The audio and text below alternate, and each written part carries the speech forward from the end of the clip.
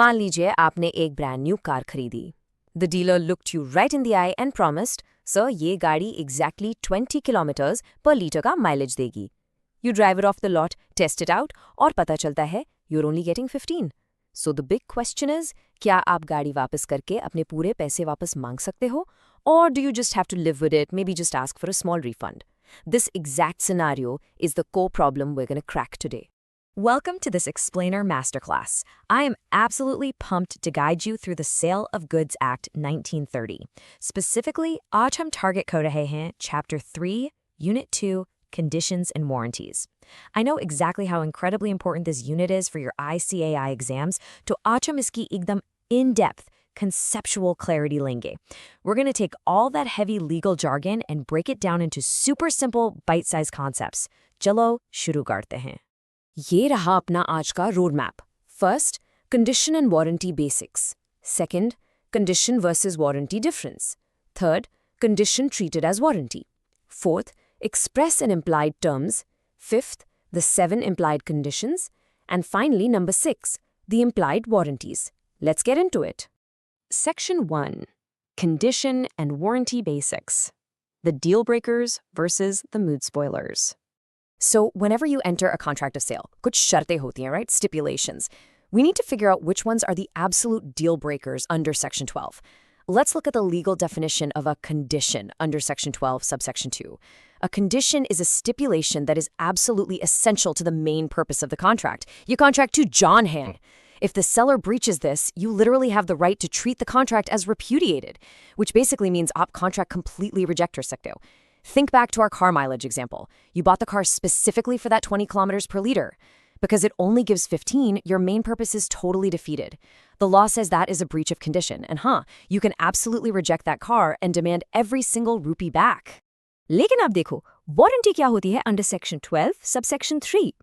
A warranty is merely collateral to the main purpose. It's secondary. If a warranty is breached, it's kind of like a minor injury. The main contract still lives, but आपको damages claim करने का right मिलता है. You absolutely do not have the right to reject the goods here. For example, if that car actually gave the promised mileage, but had a tiny scratch on the bumper, well, that's collateral. गाड़ी तो आपको रखनी पड़ेगी, but you can definitely claim damages for that scratch. Section 2. Condition versus warranty difference, the big showdown. बच्चों ध्यान से सुनना, this is the big showdown and an absolute ICI exam favorite. The crucial difference is this. A condition is essential. It gives you the full right to repudiate the contract or claim damages. A warranty, on the other hand, is just collateral. You only get to claim damages. लेकिन एक बहुत important point है यहाँ.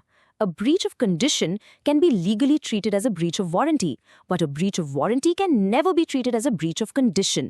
Basically, you can downgrade a major deal breaker to a minor issue, but छोटी problem को बड़ा deal breaker नहीं बना सकते. Moving on to Section 3. Condition treated as warranty, the exceptions of Section 13. So, this is the technical twist under Section 13, where a massive deal breaker legally shrinks into a minor collateral issue. ऐसा कब होता है? Well, there are 3 specific cases. Step 1, a voluntary waiver, where the buyer just decides to let it go. Step 2, where the buyer elects to treat the condition breach as a warranty. The ICI module gives a really great example here. मान लो A ने agree किया B को 10 bags first quality sugar देने का.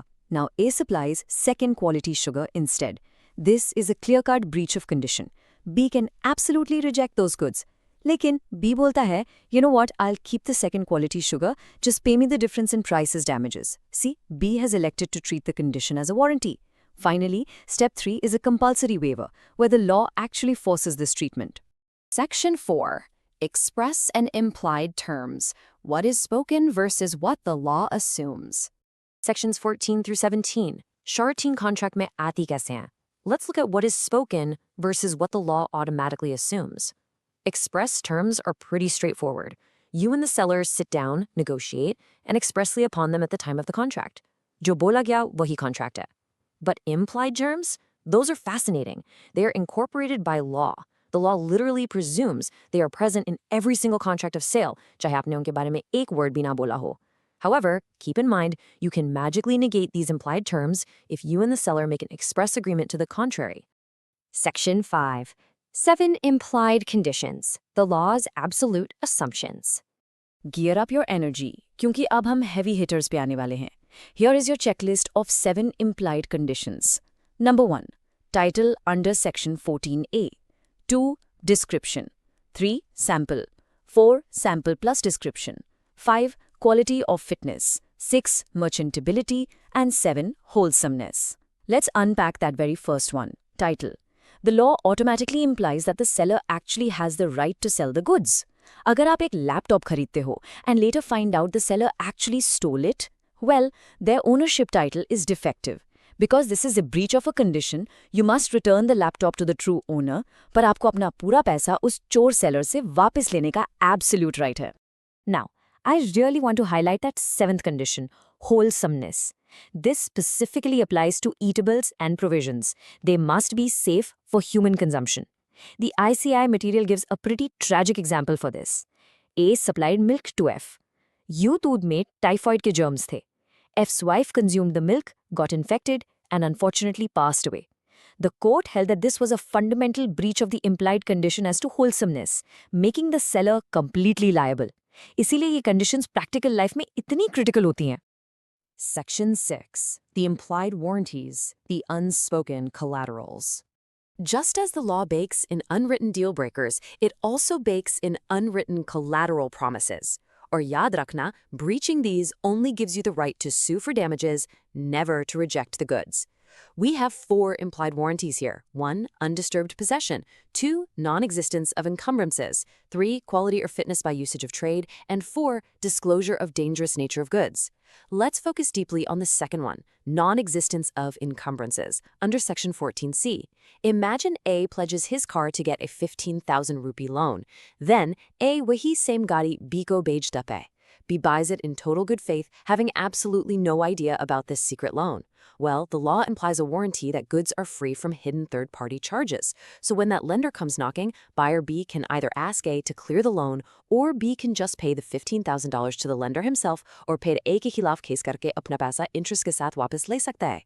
Now, hearing all this, you might think the law totally pampers buyers, but I have to leave you with this famous overarching rule, caveat emptor. This translates to let the buyer beware. Jago grahak jago. In general, the seller is under no legal duty to point out unflattering truths about their goods. It is ultimately the buyer's responsibility to make a sensible choice. Though, as we just learned with implied conditions and warranties, there are some pretty powerful exceptions built right in. We have covered a massive amount of crucial ground today for your exams. To wrap up this explainer, I want to leave you with a thought-provoking question. Based on our discussion of Section 13, if you voluntarily waive a condition, say you accept that second quality sugar, do you lose the right to rescind the contract forever regarding that specific breach? Think about it. Apply what you've learned today. Keep your concepts crystal clear, and I'll see you in the next masterclass.